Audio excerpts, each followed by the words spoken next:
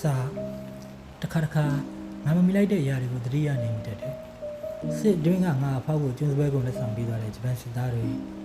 ပန်းစည်းကျောင်းမှာအဖြတ်ခံရတဲ့ဘကပါတွေဥကောင်းတွေဓာတ်ပုံတွေပဲမြင်မှုတဲ့ငါဦးလေးမွေးခဲ့တဲ့ရုံလေးတွေငငယ်ကအငားဆိုင်မှာဖက်ဆရာစာအုပ်တွေကုန်သွားတိုင်းသုံးသွားတဲ့ငါဦးလေးရဲ့သူ့ဤစားနဲ့ပြန်လာရေးတဲ့ပေးစာတွေထိုးထုတ်ပတ်တယ်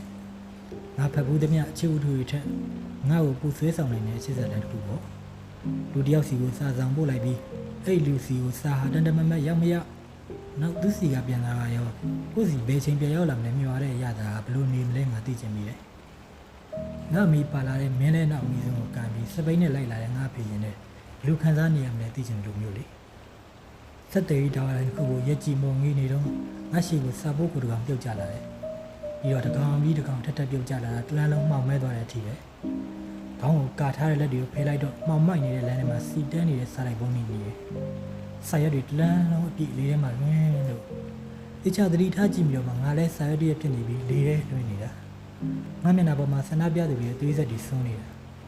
တယောက်ယောက်ငါ့ကိုကောက်ဖက်လိုက်စမ်းပါလို့အော်ဟစ်ဆူတောင်းနေတာညနေတကောင်ငါလန်နိုးလာတယ်ကဆက်ကလပ်ကိုနှိပ်လိုက်တော့ကိုအန်ကြီးရဲ့တင်းငင်ကြည်လေးနဲ့အတန်ထွက်လာတယ်စာရေးတဲ့ဘက်မှာထိုင်ပြီးသုံးတယောက်စီကိုစာတစောင်းစာရဲတို့ညရောင်ဖြစ်ပါတယ်